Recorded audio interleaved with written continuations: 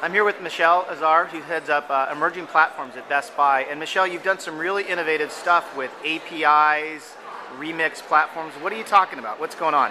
So Pete, a good way to think about it is think about one big website, bestbuy.com, with walls around the data. What an API essentially does is it takes the walls down around that data and it allows it to be used and shared and remixed, if you will, by lots of users, developers, customers, and employees. So at the end, you get more cool stuff that you couldn't think of at your corporate office. So how does it play out, though? Is it driving more innovation? Is it, are you basically outsourcing? Are you lowering cost, or potentially? Well, so a couple of things. So number one, we're looking at, as we would in the physical world, we would densify, open more stores. So online, we want to offer more experiences, or digitally densify, if you will. So it allows us to collaborate with outside developers and create more experiences than we could possibly create centrally. Now, the other thing that it does is it allows conversion back to our existing channels. So it's really important with an API and application programming interface. It's important to recognize it in your business model. So we're a multi-channel retailer. It's important to incent those developers via an affiliate program so that their experiences drive people back to your existing channels, and then they get paid via our affiliate model. And how do you make choices? Do you pick your favorites, or do you basically let the groundswell of user participation almost dictate what your choices are? So this is a business development pipeline never dreamed possible. So I don't have to fly anywhere or have a single meeting. People sign up for the API key and start building stuff.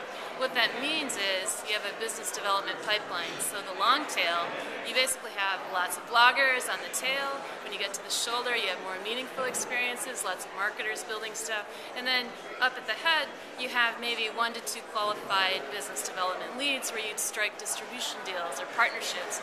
Once that experience takes off and there's real value in that application. So it's a funnel, a business development funnel, and it's one way of recognizing APIs within your business model, relevant to a multi-channel retailer. And just to wrap up, what else is in your scope that relates to this area? Because you're working on a whole bunch of different initiatives, right? So when you think about emerging channels, it's having conversations, participating in conversations in places where customers are spending time, where we don't necessarily have a presence.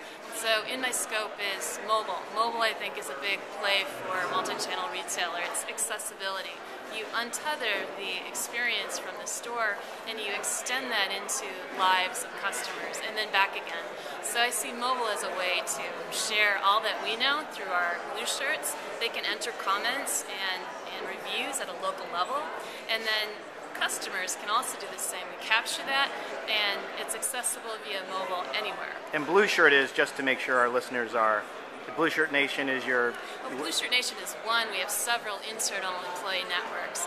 Blue Shirt Nation Mix, for example, is an employee network available via mobile platforms, and it's a way for employees to connect and share information. Outstanding. Thanks so much. Congrats on all your leadership. Thank you.